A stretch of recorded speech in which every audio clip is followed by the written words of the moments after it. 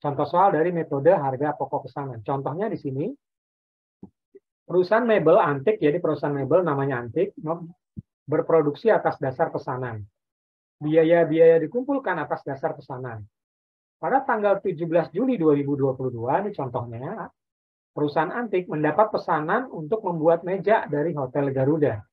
Jadi Hotel Garuda ini memesan meja ke perusahaan antik dengan biaya atau kontrak sebesar 12 juta rupiah. Pesanan harus sudah selesai paling lambat tanggal 12 Agustus 2022. Atas pesanan tersebut, perusahaan antik memberi kode job nomor 58. Jadi, anggaplah ini konsumen dikasih kode, ini pesanan yang ke-58 pada bulan itu ya. Mungkin banyak sekali konsumennya, ini adalah konsumen yang ke-8, diberi kode job 58. Jadi perusahaan tadi ya, Hotel Garuda memesan meja kepada perusahaan antik dengan nilai kontrak sebesar 12 juta. Nah, di sini adalah contoh pencatatan transaksinya. Transaksi yang terjadi sehubungan dengan pesanan job offer atau job order nomor 58 tersebut adalah sebagai berikut. Yang pertama adalah pembelian bahan-bahan yang diperlukan. Jadi untuk membuat pesanan tadi ya, meja tadi oleh Hotel Garuda, maka dibelilah bahan-bahan baku. Yang pertama adalah 20 keping kayu mahoni, masing-masing 500.000. Jadi keluarlah biaya 10 juta rupiah. Kemudian 10 liter politur, masing-masing harganya 5.000, jadi 500.000 rupiah. 15 peti lem, ya, lem kayu, masing-masing 20.000, nilainya 300.000 rupiah.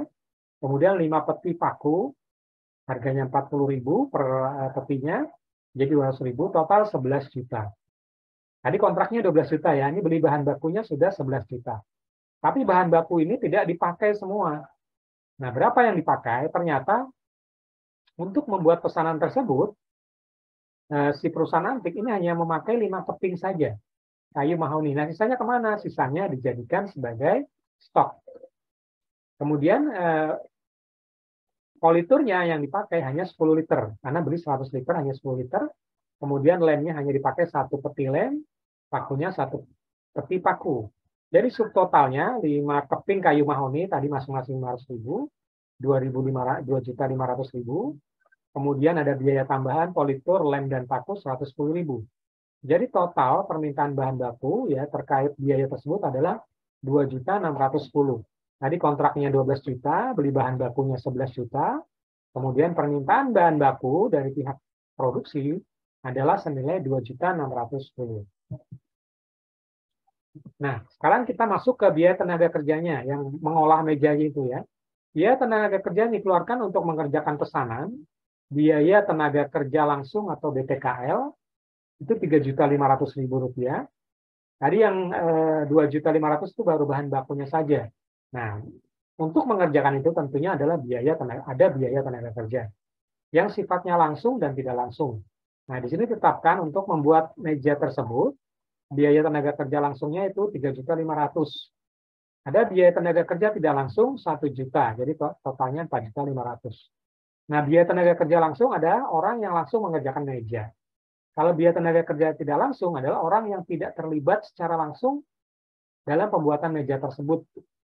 Ya, misalnya adalah orang-orang di divisi lain yang tidak terkait dengan divisi produksi.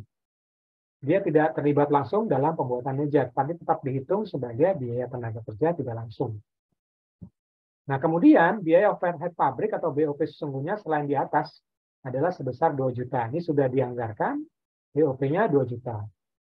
Kemudian biaya overhead pabrik yang dibebankan atas dasar tarif 75% dari biaya tenaga kerja langsung atau 3,5 juta dikali 75%. Jumlahnya 2.625. Jadi ada 3 yang dicatat. Pertama adalah biaya tenaga kerja langsung, biaya tenaga kerja tidak langsung, biaya overhead pabrik yang dibebankan, kemudian biaya overhead pabrik yang sesungguhnya. Kemudian pesanan tersebut akan jadi dalam waktu sekitar 20 hari ke depan. Nah, pertanyaannya adalah jurnal-jurnal apa saja yang diperlukan. Yang kedua, aliran pada akun-akun yang bersangkutan, alirannya kemana saja.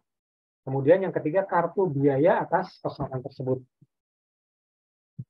Kita jawab satu persatu. Yang pertama adalah jurnalnya. Nah, jurnal-jurnal yang diperlukan adalah mencatat pembelian bahan bakan. Jadi jurnal yang pertama adalah pencatatan pembelian bahan. Tadi persediaan bahan, tadi kan di 11 juta ya total, dari 20 kayu meranti dan mahoni, lem, dan seterusnya, itu pembelian bahan baku sebesar 11 juta. Utang dagangnya dicatat sebagai 11 juta. Kemudian yang kedua adalah mencatat pemakaian bahan baku dan bahan pembantu. BDP itu biaya dalam proses dikurangi biaya bahan baku. Tadi biaya bahan bakunya adalah 2.500.000. Kemudian biaya pembantunya itu ada konduktor, paku, dan lem tadi 110.000. Jadi total yang dipakai untuk pencatatan pembelian bahan baku adalah 2.610.000. Kemudian berikutnya adalah mencatat gaji. Nah, tadi kan ada gaji langsung dan gaji tidak langsung.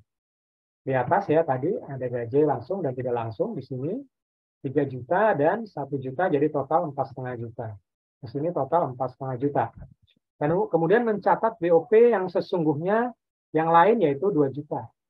Kemudian mencatat BOP yang dibebankan pada job 58 sebesar 75%. Jadi diasumsikan 75% sehingga 2.625.000. Kemudian jurnal-jurnal diperlukan adalah mencatat produk selesai. Totalnya adalah 8.625.000. Nah, itu terdiri dari biaya apa saja? Yang satu biaya bahan baku tadi 2.500.000, biaya tenaga kerja langsung 3.500.000, kemudian biaya overhead pabrik yang tadi 2.625.000, jadi total 8.625.000. Mencatat penyerahan produk selesai job 58 yaitu piutang dagangnya tadi ada 12 juta kontrak awal, kemudian dikurangi dengan harga penjualan pokok HPP-nya yaitu 8.600.000.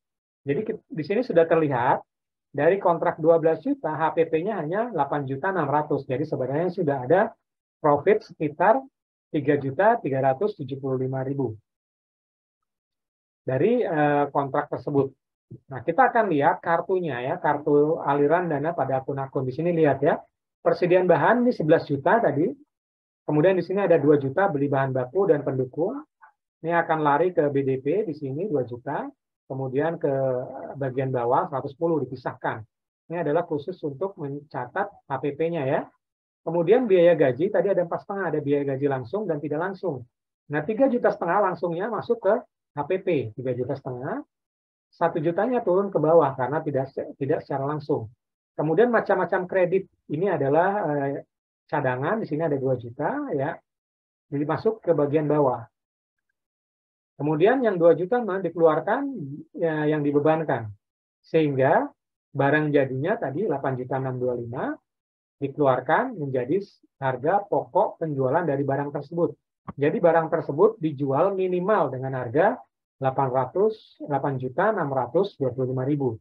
Tetapi karena sifatnya ini bukan proses ya, kalau kita berbicara tadi metode menghitung proses, maka ini adalah jadi harga jual minimal. Tentunya akan dinaikkan untuk mendapatkan keuntungan. Artinya kalau kita menjual dengan harga pas, ini baru balik modal. Nah, dinaikkan. Sama kalau misalnya kalau kita menghitung harga pokok proses, misalnya tadi ya keripik singkong tadi kita berbicara, misalnya HPP-nya per bungkusnya itu Rp5.000. Maka teman-teman akan menjumpai di Indomaret harganya sudah 6.500 karena HPP-nya 5.000. Dijual 6.500, ada selisih keuntungan 1.500. Tentunya ini akan dibagi keuntungan ini untuk biaya distribusi, biaya retail, biaya keuntungan bersih atau net profit. Ya, demikian yang dapat saya sampaikan teman-teman. Masih ada waktu sekitar 5 menit. Kalau ada pertanyaan saya persilakan.